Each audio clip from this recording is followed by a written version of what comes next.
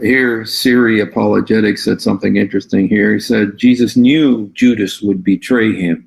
Still, he never killed Judas. Siri Apologetics, I'm not sure who you are, but please feel free to come on if you can. I'll send you an invite here. If you'd like to come on, you're welcome. Here, I put the invitation there. Yeah, Jesus knew Judas was going to betray him. And he wasn't like, we feared he might betray him. Jesus said, one of you is going to betray me. In fact, he said, one of you is the devil. And he didn't kill him. Okay, welcome, Siri. Hello, Siri Apologetics. How are you? Hey, Steve. Doing well. How are you? Good. Now, this is the first time I've seen you on our stream here. So. We've interacted before with Sam, and there was one session we did together. You and Sam, we were discussing about the Islamic salvation and soteriology and things like that. But it was a while ago, so. Okay. Yeah. I vaguely remember. You know what? Which episode was that? Jay's refrigerator, if you remember.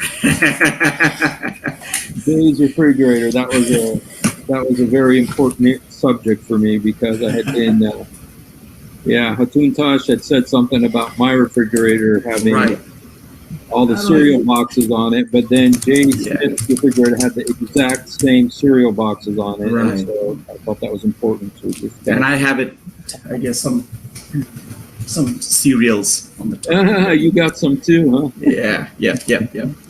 How are you doing? I'm doing really good, man.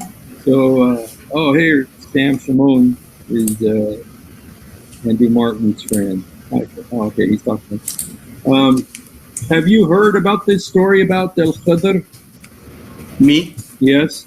Yes. The preemptive strike. Yes.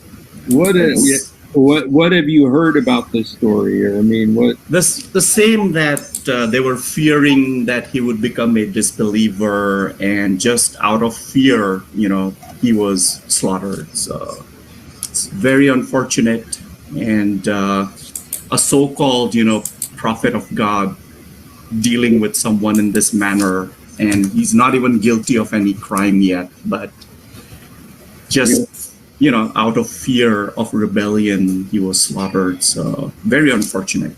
Yeah. And go ahead.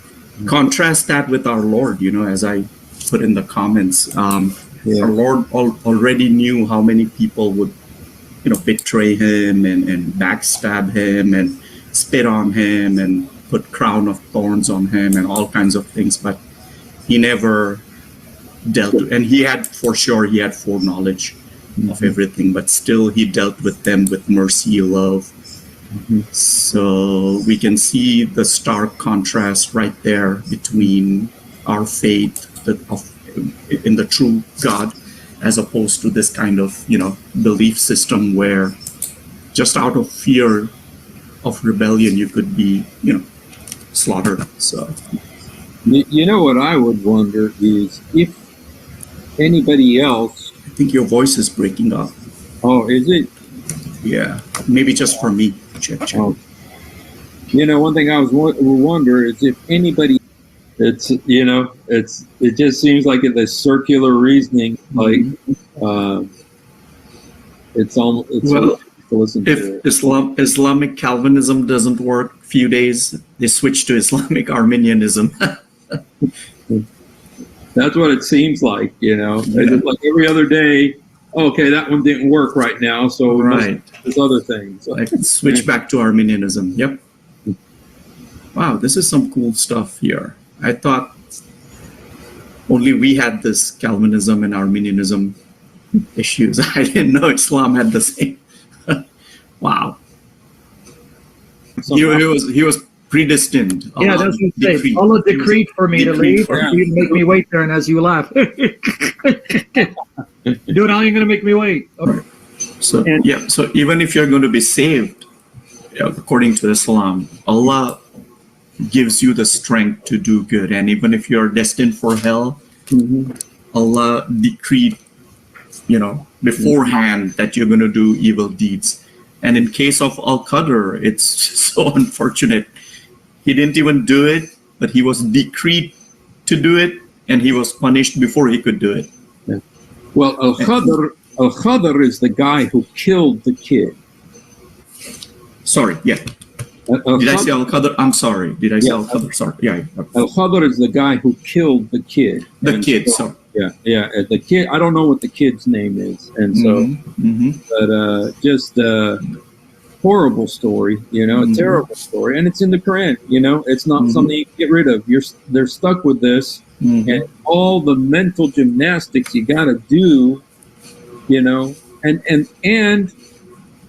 I think it gets worse that there's so many Sahih Hadiths where Muhammad is justifying what Al Khidr did to this kid. Oh wow!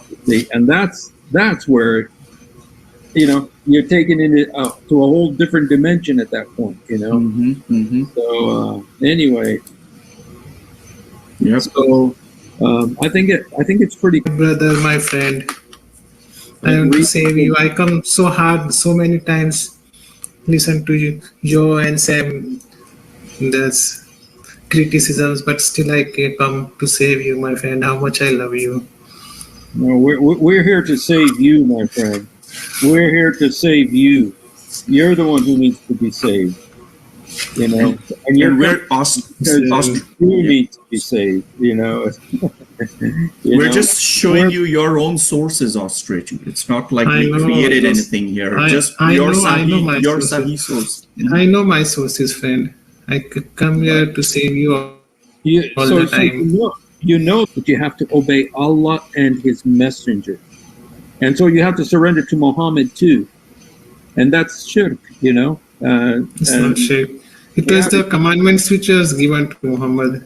You want to say some different prophet? You want some different prophet for you?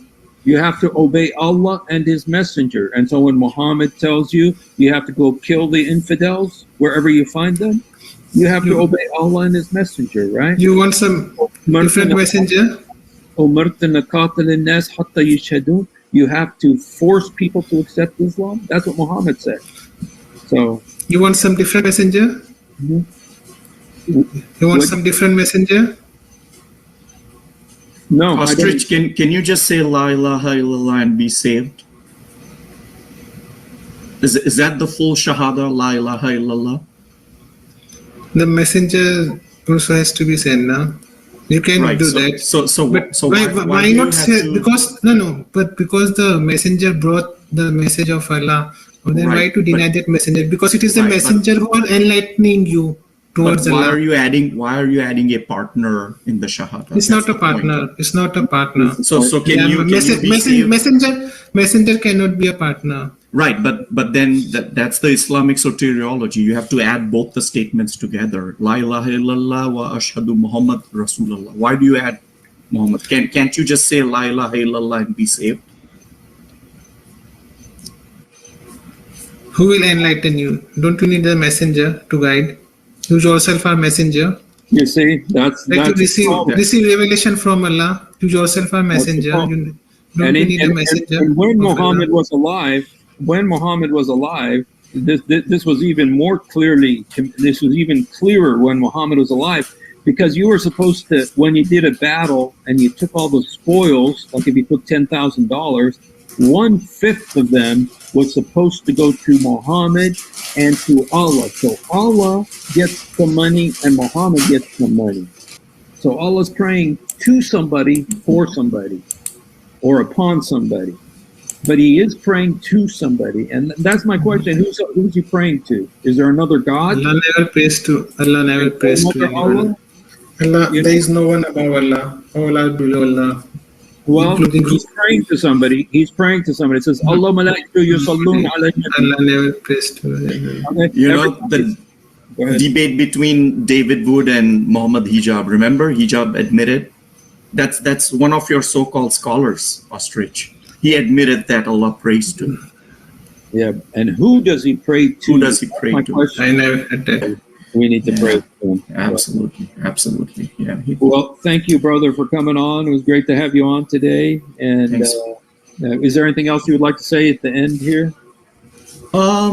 Not really, but yeah, again, this whole subject of predestination is, very concerning in Islam, because Allah is the one who decrees. And as we saw this little boy, so you brought up a very good topic. This is a very pressing issue that Muslims have to deal with.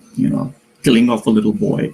Yeah, that's quite something. If you kill an adult who has committed any shirk or any sin, that's something we can take a look into. But killing a boy, that too for fearing a rebellion, that is something that Muslims need to really take into consideration and come up with. Yep, absolutely. And leave Islam. There really is no other solution. You're not going to keep the Quran. This thing is in all the Hadith.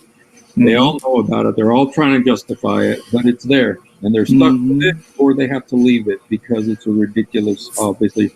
And it reminds me of the other verse, somebody mentioned it, which is about beating your wife. It says, if you fear this, well, she hasn't done anything yet, but if you're afraid she might do something. Fear rebellion. So these preemptive punishments in the Quran. Sure. This is very, very scary stuff. Very scary. Very, very scary.